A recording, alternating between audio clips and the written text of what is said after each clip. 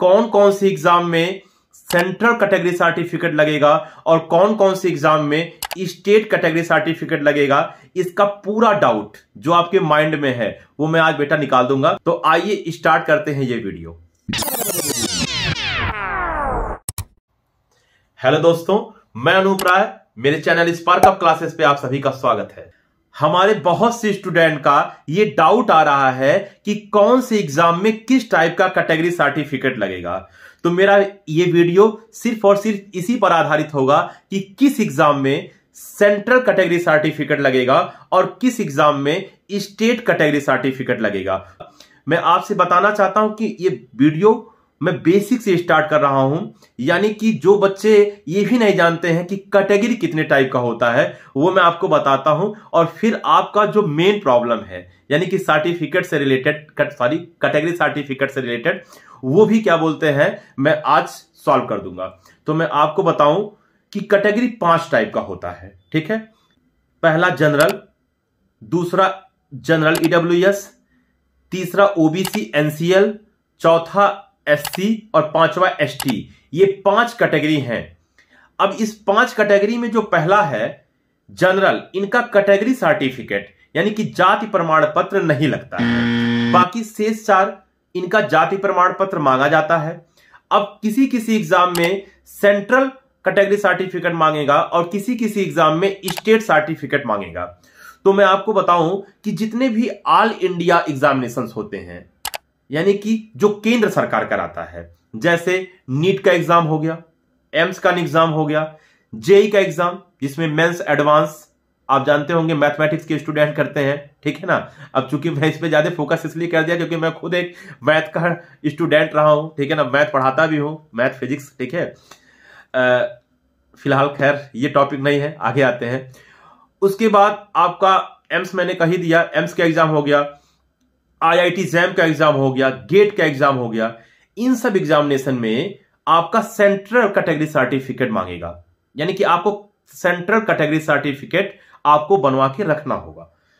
और जो examination state examination है, जैसे आपका स्टेट पैरामेडिकल, आपका सीनेट हो गया, सीपी नेट हो गया, सीपेट हो गया, ऐसे जो एग्जामिनेशन होते हैं, या कोई भी आपके स्टेट के कोई यूनिवर्सिटी हो जैसे लखनऊ यूनिवर्सिटी, इसका खुद का एक स्पेशल एग्जाम्स होता हो, डीडीयू दीनदयाल उपाध्याय गोरखपुर विश्वविद्यालय, ये अगर अपनी खुद की एग्जाम करवा रही हैं तो इस जगह पे आपको स्टेट कैटेगरी सर्टिफिकेट मांगेगा। तो आपको ये बात समझ में आ गया होगा कि अगर ऑल इंडिया एग्जामिनेशन है तो उसमें हमारा लगेगा क्या, सेंट्रल कैटेगरी सर्टिफिकेट, और अगर हमारा स्टेट एग्जामिनेशन है तो उसमें हमारा लगेगा स्टेट कैटेगरी सर्टिफिकेट, ठीक।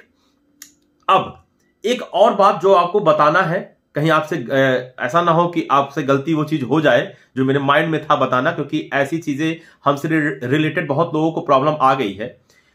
कभी कभी क्या होता है कि अगर आप ऑल इंडिया एग्जाम दिए, जैसे मैं एग्जांपल नीट का ले लूं, तो काउंसलिंग के दौरान ऑल इंडिया काउंसलिंग भी होता है और एक स्टेट काउंसलिंग भी होता है। तो अगर आप एग्जाम तो दिए हो ऑल इंडिया एग्जामिनेशन यानी कि नीट का, लेकिन अब जब आप काउंसलिंग कराने गए, वो स्टेट काउंसलिंग करा रहे हो, तो वहां कैटेगरी सर्टिफिकेट आपका स्टेट कैटेगरी सर्टिफिकेट मांग लेता है और आप बनवा रखे हो पहले से सेंट्रल का। तो ऐसी जगह आप सतर्क रहिएगा, या उसके पहले आप कमेंट के तौर पे या किसी भी आधार से, मेरे से या किसी के द्वारा आप एक बार जानकारी जरूर ले लीजिएगा काउंसलिंग के पहले कि मैं इस जगह क्या मैं कैटेगरी सर्टिफिकेट जो सेंट्रल का बनवाया हूं वही लिया रहूं या दूसरा कोई बनवा लूं, ठीक है।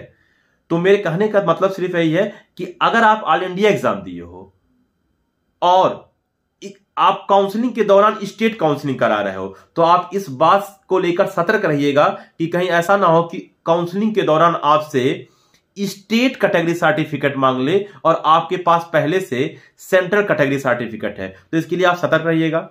कमेंट के तौर पे आप मेरे से अगर आप पूछोगे तो मैं उस पर भी वीडियो बना दूंगा और आपके मन में जो भी डाउट होगा उसको मैं क्लियर कर दूंगा। इसके अलावा और भी कोई भी प्रॉब्लम हो स्टूडेंट्स को, कोई भी किसी भी चीज से रिलेटेड, किसी भी एग्जाम से रिलेटेड कोई भी अगर उनको बात समझ में नहीं आ रहा है तो वो कमेंट करें। मैं और सुमन मैम पूरी कोशिश करेंगे कि मिलकर हम लोग आपकी डाउट्स को सॉल्व कर सकें। हमारा यही कर्म है कि मैं स्टूडेंट की डाउट्स को सॉल्व करूं।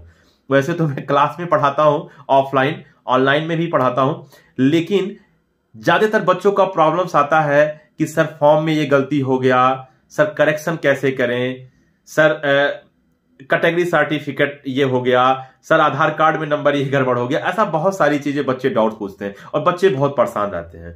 तो हम लोगों ने सोचा पढ़ाने के साथ साथ हम लोग मैक्सिमम अपडेट्स भी देते हैं कि बच्चों आप ये कर सकते हो, वो कर सकते हो, और बच्चों की प्रॉब्लम्स को सॉल्व करें। ठीक है, पढ़ाना भी चलेगा, ऐसा नहीं है कि पढ़ाना नहीं चलेगा, पढ़ाना भी चलेगा, लेकिन फिलहाल अभी तो मैक्सिमम चीजें यही चल रहा है कि बच्चों को वो अपडेट्स दिया जाए कि कौन से एग्जाम वो कैसे दे सकते हैं, कौन सा फॉर्म में क्या गलतियां ना करें, कौन कौन सा फॉर्म वो भर सकते हैं, कैटेगरी सर्टिफिकेट किस टाइप का होना चाहिए। तो ऐसे बहुत सारे प्रॉब्लम्स के लिए हम तैयार हैं। आपको जो भी डाउट्स हो, जो भी समस्याएं हो, वो आप कमेंट के तौर पे आप हमें कमेंट करें। हम लोग पूरा तत्पर हैं कि वीडियो बनाएंगे और आपकी प्रॉब्लम्स को दूर करेंगे। यही हमारा कर्तव्य है।